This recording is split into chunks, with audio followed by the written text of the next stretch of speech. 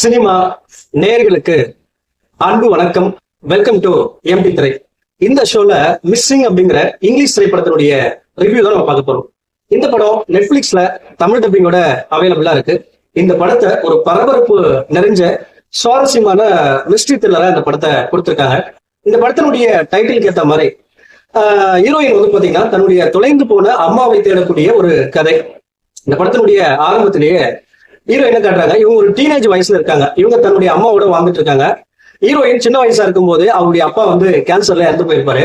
அதற்கு பிறகு பிரசன்ட்ல வந்து பாத்தீங்கன்னா ஹீரோயினுடைய அம்மா கெவின் அப்படிங்கிற ஒரு பாய் ஃப்ரெண்டோட வாழ்ந்துட்டு இருப்பாங்க. இவங்க ஒரு கட்டத்துல ஹீரோயினை தனியா விட்டுட்டு வெக்கேஷன் போறதுக்காக கொலம்பியா போறாங்க. போற இடத்துல மாயமான முறையில ஹீரோயினுடைய அம்மா காணாம போறாங்க.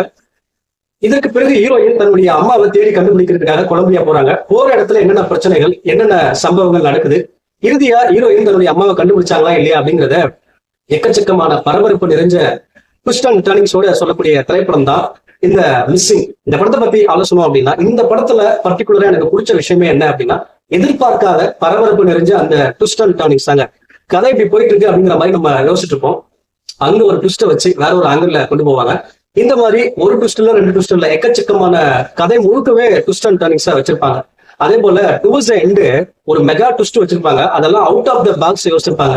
இந்த படத்தினுடைய ஸ்கிரீன் பிளேவே வேற லெவல்ல அமைச்சிருந்தாங்க. ஸ்டோரி ரைட்டிங் அப்படிங்கிறது அவுட் ஆஃப் த பாக்ஸ் இருந்துச்சு. சுத்தமா நம்ம யோசிக்க முடியாத வகையில அமைச்சிருந்தாங்க. அதே போல இந்த படத்தினுடைய ஸ்கிரீன் பிளே ஒரு வித்தியாசமான ஸ்கிரீனிங் மோட்ல அமைச்சிருப்பாங்க. சொல்ல வந்த விஷயத்த ஸ்கிரீனிங் மூலமாகவோ இல்லைன்னா வந்து ஒரு டிவைஸ் மூலமாகவோ நமக்கு வந்து பிரசன்ட் பண்ணியிருப்பாங்க. அது ஒரு வித்தியாசமான முயற்சியா இருந்துச்சு. உதாரணத்துக்கு ஹீரோயினுடைய அப்பா கேன்சர்ல இறந்து போயிருப்பாரு. அதை நமக்கு கன்வே பண்ண விதம் வந்து பாத்தீங்கன்னா ஒரு வித்தியாசமான முயற்சியா இருந்துச்சு. ரொம்ப இன்ட்ரெஸ்டிங்காவும் இருந்துச்சு. அதே போல இந்த படத்துல வந்து பாத்தீங்கன்னா ஜார்விஸ் அப்படிங்கிற ஒரு கதாபாத்திரத்தை டிசைன் பண்ணிருப்பாங்க. அதாவது ஹீரோயினுக்கு கொலம்பியாவில ஹெல்ப் பண்றதுக்காக சோ இந்த ஜார்விஸ் வந்து உதவி பண்ணுவா. இவங்க ரெண்டு பேருடைய கான்வர்சேஷன், டிஸ்கஷன்ஸ் எல்லாமே ரொம்ப நீட்டா இருந்துச்சு. ரசிக்கிற வகையில அமைச்சிருந்தாங்க. ஓவராலா வந்து பாத்தீங்கன்னா ஒரு இன்ட்ரெஸ்டிங்கான, போர் அடிக்காம ஒரு தரமான ஒரு படமா கொடுத்திருந்தாங்க. ஒரு 2 மணி நேரத்துக்குள்ள முடியக்கூடிய ஒரு படம். குயிக் வாட்சாவே பார்த்துடலாம்.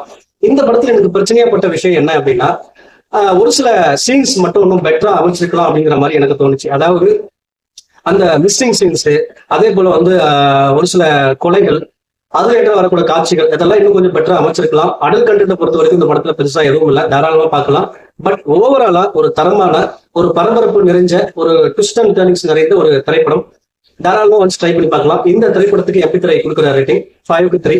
அடுத்த ஒரு சந்திக்கிறேன். நன்றி, வணக்கம்.